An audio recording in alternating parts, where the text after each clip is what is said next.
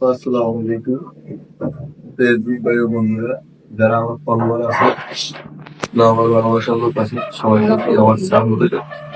আসলে আজকে দীর্ঘ ৬ দিন ৬ দিন না ৩ দিন আমি মেডিকেল ভর্তি। আসলে আপনার সাথে সাক্ষাৎ দিতে জন্য আমি গুরুত্বপূর্ণ অসুস্থ। আমি আমার ভাইকে সহ আমরা একটা অ্যাক্সিডেন্ট হয়েছি, সন্ত্রাসী হামলায় বুধবার রাতে আপনি বাড়ি যাওয়ার পথে আমাদেরকে যুবকদের অ্যাক্সিডেন্ট হয়।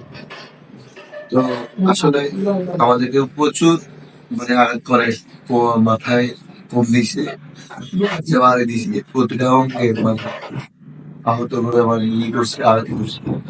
তো আপনার সাথে সেটা করতে পারিনি। সবাইকে শুধু দোয়া চাই, সবাই আমাদের জন্য দোয়া করে যেন আমরা একটু তাড়াতাড়ি সুস্থ হইতে পারি। আর যারা আপনার উপরে ইয়েটা করছে, আপনারা আপনারা আপনাদেরকে জানাই রাখতেছি, কালকে আমি আইনের চেষ্টা করতেছি, আইনের সহায়তা নেওয়ার জন্য। এখন আমি নিজে করতেছি না। তো যাক, এটা লাস্ট পর্যন্ত কি হয় আপনার সাথে শেয়ার করবো। আর আপনার সবাই আমার জন্য দোয়া করবো।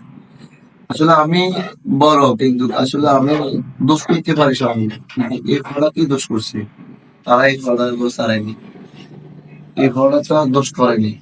এই বয়স মাত্র ১২ বছর, কিন্তু এরা নির্মম ভাবে এই এলোপাতাড়ি মাথা ভাই কোবাইছে, এবং কি মাথায় অনেক জায়গা কোপ গুলো আছে। আসলে যে আসে সবাই আফসোস করে যে আসলে পরিকল্পনা তাদের খারাপ ছিল, আসছিল বাড়ি করানোর জন্য। যাক, আপনারও দয়া, আমায় বলবি দয়া, আমি বাঁচিয়ে আছি ইনশাল্লাহ। আল্লাহ পাক আমাকে বাঁচাইছে। তো সবাই দোয়া করবেন। আর আসলে একটা জিনিস আমার কাছে খুবই খারাপ লাগতেছে, যে এই ছেলেটাকে এভাবে মোবাইলেও মানে এর মোবাইল দিয়ে মারে দিল, পুরো অঙ্গটা ছেলেটার রাখেনি। তো আপনারা কম করে জ্বালাবেন, যারা যারা যেখান থেকে দেখেন না কেন। আসলে এই ধরনের যারা কাজ করে আসলে তারা মানুষ নয়।